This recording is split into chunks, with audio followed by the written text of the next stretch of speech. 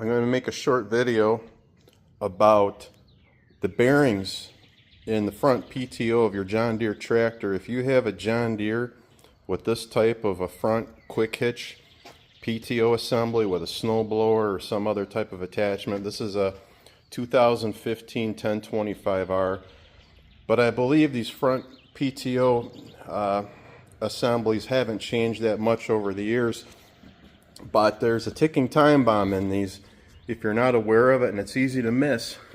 But you see where this CV drive shaft comes into the front implement, connects to the drive shaft that runs to the PTO on the tractor, and you've got this carrier assembly here, this box with the bearings in it. Well, if I grab this, let's see if you can see it. Them bearings are shot. They are smoked. All that grease is from me discovering this midwinter and packing that bearing with grease with a needle greaser as much as I could just to limp it through the winter until I could replace it. But you can see it's shot, and there are not many hours on this tractor at all. I'd be willing to bet I have less than 100 hours on this tractor snow blowing, so they do not hold up. So that's part one. Part two is going to be having it apart and replacing those bearings. So this is part two of the front takeoff PTO assembly, quick hitch, whatever you want to call it, on a 1025R. Doing this as painlessly as possible. So to get access to it, all I did was pull these spring-loaded pins out and lift this off of the front bracket so I have access to this now. The next step is going to be pulling this pin out, removing this and sliding it off the PTO shaft that runs to the back. And in case anybody's wondering, I know there would be a lot of questions on what am I replacing those bearings with. Well, I'm not going to replace it with the junk bearings that John Deere put in there, that's for sure. And with some assistance from some friends on the internet, this is what I'm going to install. These are made by NTN Corporation, made in Japan. And there is the part number for two, and there's two of them. I can't remember how much they were. I think I paid like $100 for both of them.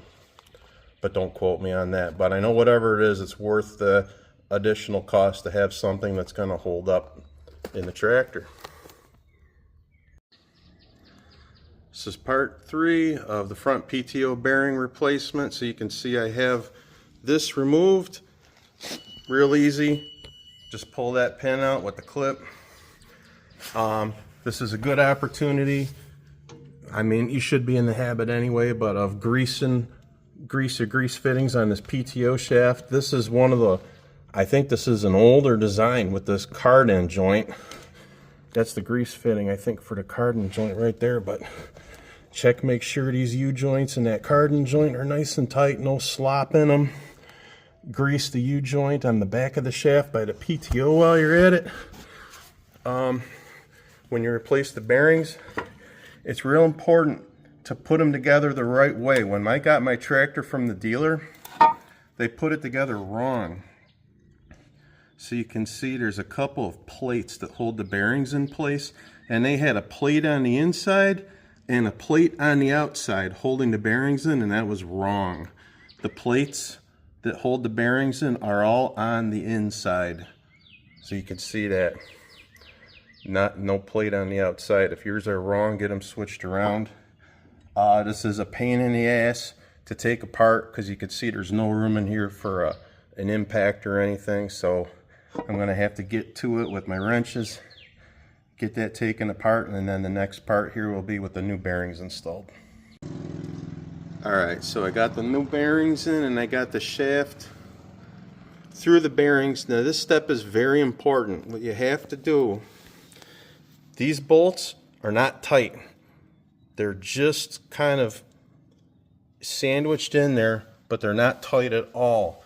And the reason for that is that the bearings need to be able to move and align perfectly to fit this hexagonal shaft. If you put the bearings in and tighten the plates down, and then you try to insert the shaft, it's not going to go, it's going to bind. So get that in like that. Then you tighten these down, and then the bearings are aligned so you can take it apart and put it back together and it's going to work. So I'm going to do that, put this bracket back into place, and then be able to put it back together. Okay, so the front bracket's back on. New bearings installed. Huge difference. Turns really nice, and I'll tell you what, I got real lucky, boys and girls. The bearing, the bearing that was in the front of the bracket that I took out, don't even turn. Feels like there's rocks inside of it. I mean, you can barely get that sucker to move.